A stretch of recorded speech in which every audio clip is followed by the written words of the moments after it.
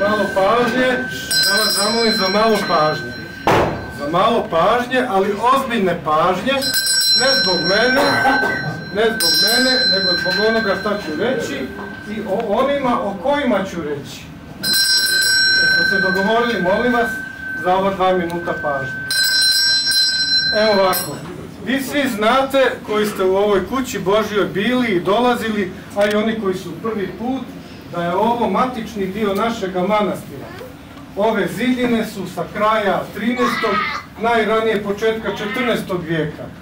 Ovdje, među ovim zidinama koje se zove Dušanova trpezarija, bio je mladi prestolonaslednik Dušan, koji je tu iz Skadra, iz svoje prestonice, sa svojim saborcima, plemićima, mladim knezovima i vojvodama, dolazi ovdje i boravi. Zato se ovo zove Dušanova trpezarija.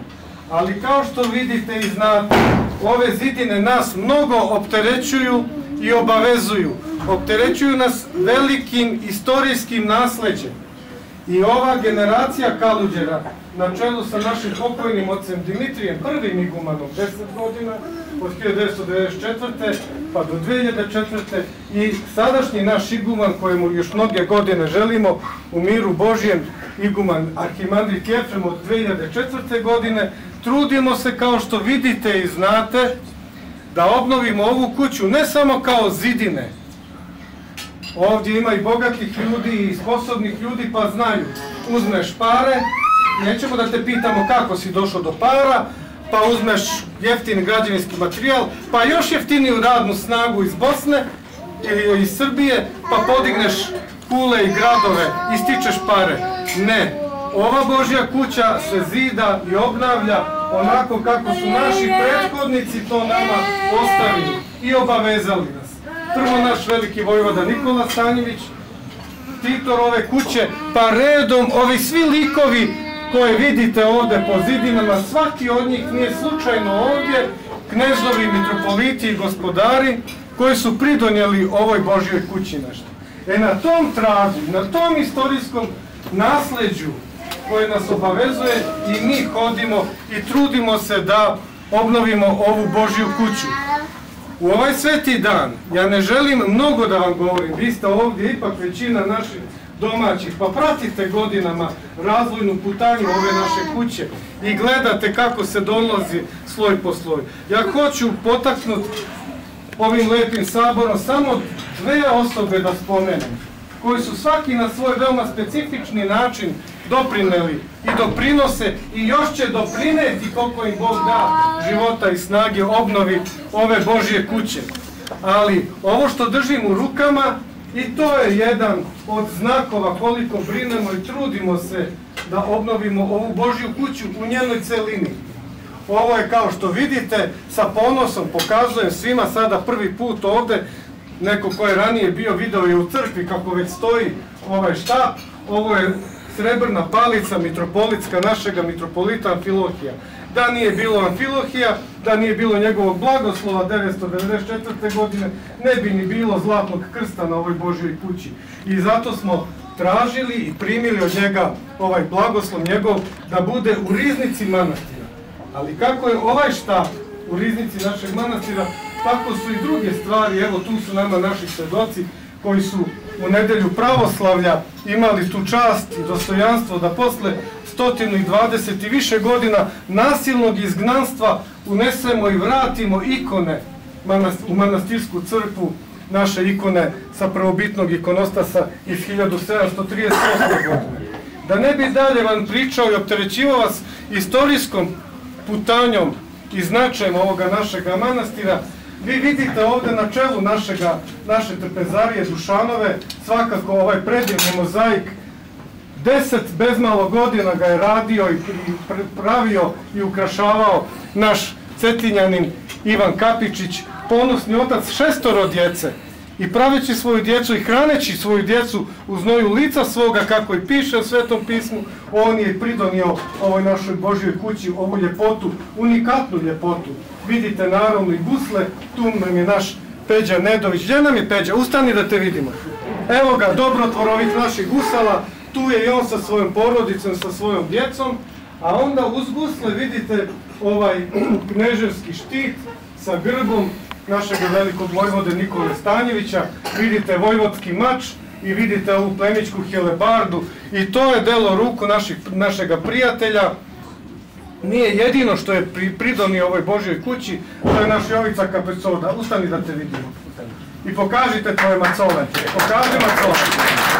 A ono što bih posebno, i sa tim bih završio za ovu priliku, želio da kažem, mitropolit kaže jednu veliku Božju istinu, kud je teklo tu će i kapati. A u Svetom pismu naravno ima još mnogo riječi koje kažu od dobroga korijena kako ide dobro sjeme. Kao ona plodovita maslina i prorok David u svojim psalmima koje neprekidno čitamo na bogosluženju stalno spominje tu plodovitu maslinu i blagosloveni korijen iz koga izliču mladice. Jedna blagoslovena mladica među svima vama, svako ovdje na svoj način, nikoga ne izdvajam niti stavljam na prvo ili na drugo mjesto, pred Bogom smo svi jednaki po svojoj ljubavi i savjesti. Jedna od tih blagoslovenih mladica je i ovaj ovdje čovjek koji se zove Aleksandar Dabanović. Ustani, molite da te vidim. Ustani i stoj dok ja budem govorio, samo stoj i ćuti. Ovo je Aleksandar Dabanović, ovo je njegova supruga Tanja i trojica sinova, treći je tu negde, Ilija, i Jovan i Sava. Trojica, to su te blagoslovene mladice, to su ti blagosloveni izdanci od njihovog oca Jefremovog i njihovog oca zlatnoga našega majstor Bora Dabanovića. Neću u ovaj sveti dan ništa drugo da govorim, ali želim da samo vam kažem i zašto sam uzeo vašu pažnju. Da vidite koliko brinemo i koliko se trudimo. Evo vidite ovog našeg aca. Pa kad uđete na našu manastirsku kapiju, pa pogledate one dveri, kapiju, dveri, hrastove, takve nisu bile mirne duše, vam kažem, ni u vreme velikog vojvode Nikole Stanjevića. Pa koja god druga vrata pogledate i ovdje sve što imamo u ovoj našoj kući od drveta sazdano, sve je to prošlo kroz njegove ruke i mnogo toga drugoga. Ali ono s čime bih završio ovo svoje slovo, zahvaljujući vam se na pažnji, hoću da spomenem još jednoga od mnogih naših dobrotvora. On se zove Dejan Reljić. On je rodom iz okoline Zadra u Dalmatinskoj krajini, u Dalmatinskom primorju, završio vojnu pomorsku akademiju kao đak svoje generacije u Zadru. Sada je već više godina kapetan duge plovidbe, vi znate, to je onaj najviši stepen koji se može dobiti zvanje u moreplovstvu i ja ne znam na kojem je on kraju kugle zemaljske u ovome trenutku sa svojim brodovima i on je veliki prijatelj i dobrotvor sa svojom porodicom ove naše kuće. I juče na Badnji dan mi smo imali tu radost i čast da smo prvi put označili Božić i Badnje jutro u ovome manastiru posle, računajte, od 1839. godine, koliko je to, 190 godina, ravno, prvi put smo na Božić označili praznik onako kako je on označavan u vreme Svetog Petra Cetinskog. A kakve veze imaju Dejan Reljić i Sveti Petar Cetinski i 190 godina? Sad ću da vam objasnim, a vi ne morate meni da vjerujete šta govorim, nego sami pogledajte po knjigama pa pročitajte.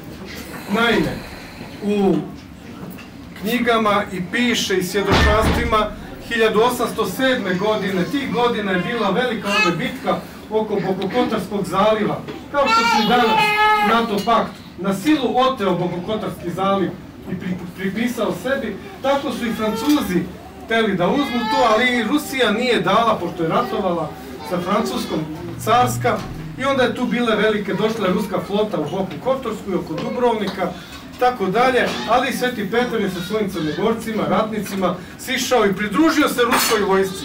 I te 1807. godine pišu ruski diplomati, imamo toliko tih svjedočanstava, i italijanski diplomati i francuski sami, 4 topa je Sveti Petar zarobio ratujući sa Francuzima oko Dubrovnika i ovdje oko Kotora maršal Marmont. Zato imamo onu veliku istorijsku kompoziciju ovdje koja prikazuje upravo susret Svetog Petra Cetinskog i komandanta francuske vojske maršala Marmona ovdje u podnožju manastira prema Kocuru kod Svete Trojice. 4 topa je zarobio Sveti Petar i ta 4 su topa bila ovdje na našoj kuli i oni su nažalost i ostali kad je manastir pretvoren u austrijsku kasarnu. Poslije toga kad je manastir zapustio i oni su netragom nestali. I govorimo prije manje od godinu dana, otac Jefrem i ja, kako ćemo i tu stavku da obnovimo u riznici, u blagoslovu ovoga i blagu ovoga našeg manastira. I čuje to taj Dejan Reljić i kaže, sačekajte, ja ću to pobrinuti.